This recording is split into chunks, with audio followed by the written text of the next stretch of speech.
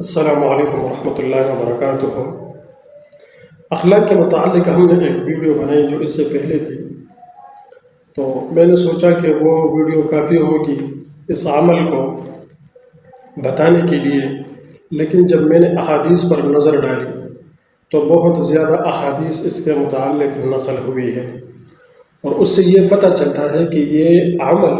کتنا بھاری اور وزنی عمل ہے، اور اللہ رب العزت کے نزدیک یہ کتنا مقبول ترین عمل ہے۔ تو پھر سوچا کہ اس پر ایک اور ویڈیو بھی بنائی جائے کہ لوگوں کے سامنے اس عمل کی فضیلت اور اس کی قدر و قیمت وہ ظاہر ہو جائے کہ ہم بھی اس پر عمل کریں اور اللہ رب العزت کے قریب ہو جائیں اور اپنے آپ کو کامیاب کریں۔ تو اس کے متعلق کتابوں نے ایک بات لکھی ہے کہ انبیاء کی بعثت جو ہوئی ہے اس دنیا میں، وہ بھی اسی مقصد کے لیے ہوئی ہے کہ اللہ رب العزت کے جتنے بھی بندے ہیں ان کے اخلاق وہ اس طرح بن جائے جس طرح اللہ رب العزت چاہتا ہے، یعنی اعلیٰ اخلاق، خوش مزاجی، نرمی اور صبر ان کے دلوں میں، ان کے مزاج میں پیدا ہو جائے، اور اسی مقصد کے لیے تمام انبیاء کی بعثت اس دنیا میں ہوئی ہے۔ پھر یہ نرمی اور اچھے اخلاق، اس کی اللہ رب العزت کے نزدیک کتنی مقبولیت ہے وہ آگے احادیث سے پتہ چلتا ہے۔ حضرت عائشہ رضی اللہ عنہا سے ایک روایت نقل ہوئی ہے، وہ فرماتی ہے کہ رسول اللہ صلی اللہ علیہ وسلم نے فرمایا،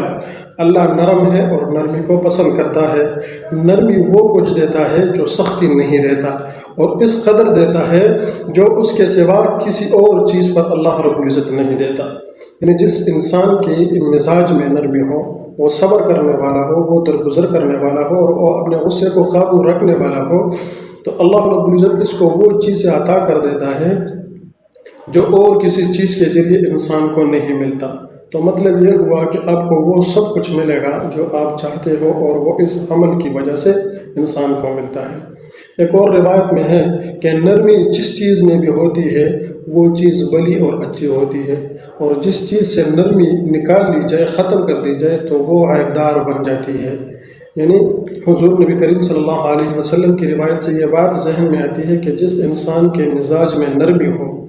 اور وہ نرم مزاج والا ہو، وہ صبر کرنے والا ہو، اپنے غصے کو قابو کرنے والا ہو، تو وہ انسان جو ہے وہ سب سے زیادہ اللہ رب العزت کے نزدیک اور قریب ہوتا ہے، اور جب اس سے نرمی نکال دی جائے تو وہ انسان عیبدار بن جاتا ہے۔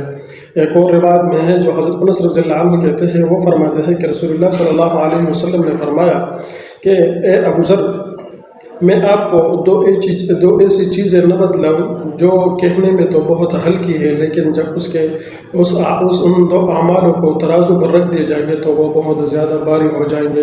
تو ابو ذر رضی اللہ عنہ نے فرمایا کیوں نہ ضرور بتا دیجئے۔ تو حضور صلی اللہ علیہ وسلم نے فرمایا ابو ذر رضی اللہ عنہ کو کہ ایک عمل ان دو میں سے ایک یہ ہے کہ انسان طویل خاموشی اختیار کرے، اور دوسرا عمل وہ خوش اخلاقی بہترین اخلاق ہے، یعنی ہر جگہ ہر کسی کے سامنے اور ہر محفل میں بولنا نہیں چاہیے، بلکہ خاموشی اختیار کر لینا چاہیے، کیونکہ خاموشی سے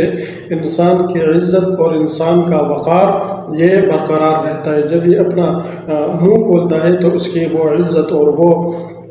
وقار جو ہے وہ ختم ہو جاتی ہے۔ تو طویل خاموشی اور اس کے ساتھ دوسرا عمل بہترین اخلاق۔ پھر حضور نے فرمایا قسم ہے اس ذات کی جس کے قبضے میں میری جان ہے، ان دو خصلتوں سے بہتر مخلوق کے لیے کوئی کام نہیں ہے۔ یعنی یہ دو صفات جس بندے میں آ گئے تو وہ تمام بندوں میں سب سے بہترین بندہ اللہ رب العزت کا بن گیا۔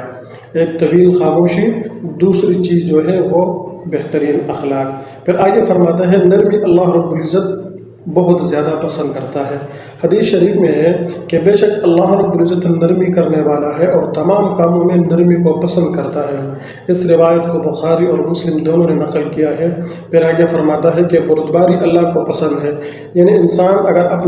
اپنے اندر بردباری پیدا کر دے تو یہ عمل اللہ رب العزت کے نزدیک بہت مقبول عمل ہے۔ اللہ کے نزدیک بردباری سے زیادہ پسندیدہ کوئی چیز نہیں ہے۔ روایت میں آتا ہے کہ اللہ کے نزدیک بردباری سے زیادہ کوئی چیز نہیں ہے۔ اس کو ابو یعلا نے روایت کیا ہے اس روایت کو۔ پھر اس کے بعد ایک اور روایت میں آپ کے سامنے رکھ لیتا ہوں کہ غصے کو جو بندہ اپنے غصے کو ضبط کر لے اور اپنے غصے پر قابو پا لے، تو اس کے متعلق ایک حدیث ذکر ہوا ہے کہ جس شخص کو غصہ آیا پھر اس نے اس غصے کو ضبط کیا، قابو کیا، تو اللہ رب العزت اس بندے کے ساتھ ضرور محبت کرے گا۔ کتنا بڑا عمل ہے انسان اپنے غصے کو قابو کرے، اور اکثر اوقات اگر انسان پریشانی میں اور امتحانات میں مبتلا ہوتا ہے تو وہ اپنی اس غصے کی وجہ سے، اگر انسان اپنے غصے کو قابو کر لے تو پریشانی بھی نہیں آئے گی اور اللہ رب العزت بھی آپ کے ساتھ محبت کر لے گا۔ ایک اور حدیث ہے جس میں ذکر ہوا ہے کہ بے شک یہ بھی ایک قسم ہے صدقہ کی، کون سی؟ کہ جب انسان دوسرے انسان کے ساتھ خندہ پیشانی کے ساتھ ملاقات کرے۔ جب آپ کے پاس کوئی آئے تو آپ اس کے سامنے خندہ پیشانی کے سامنے آئے اور خندہ پیشانی کے ساتھ آئے اور اس سے ملاقات کرے، اس کے ساتھ بات چیت کرے، تو کشادہ روئی کے ساتھ لوگوں کو سلام کرے، تو یہ بھی صدقہ کرنے کا ایک طریقہ ہے۔ ایک اور روایت ہے، اس میں حضور نبی کریم صلی اللہ علیہ وسلم نے فرمایا کہ بے شک جنت میں ایک ایسا بالا خانہ ہوگا جس کے باہر کا حصہ اس کے اندر کے حصے سے اور اس کا اندر کا حصہ اس کے باہر کے حصے میں دونوں نظر آئیں گے، اتنی شفاف اور بہترین بالا خانہ ہوں گے۔ تو ابو مالک اشعری رضی اللہ عنہ نے عرض کیا کہ یا رسول اللہ، وہ بالا خانہ کس لیے ہوں گے اور کس کے لیے ہوں گے؟ تو حضور نبی کریم صلی اللہ علیہ وسلم نے فرمایا کہ یہ اس شخص کے لیے ہوگا جس نے اچھا کام کیا اور لوگوں کو کھانا کھلایا، اور رات کو جب لوگ سو رہے تھے تو وہ نماز کے لیے کھڑے ہو کر اپنے رب کی عبادت میں مشغول رہا۔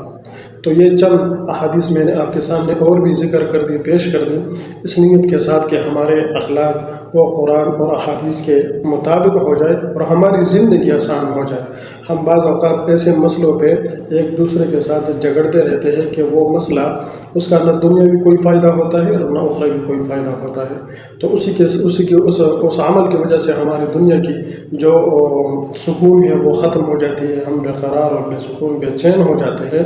تو ان باتوں پر عمل کرنا ہم سب پہ فرض ہے، کیونکہ حضور نبی کریم صلی اللہ علیہ وسلم کی روایات سے میں نے آپ کو ذکر کر دی، اور اپنی زندگی خود وہ سکون اور چین والے بنا دے کہ اللہ رب العزت بھی راضی ہو جائے اور زندگی بھی آرام اور اطمینان سے گزر جائے۔ اللہ رب العزت ہم سب کو اس پر عمل کرنے کی توفیق عطا فرمائے۔ جزاکم اللہ خیر۔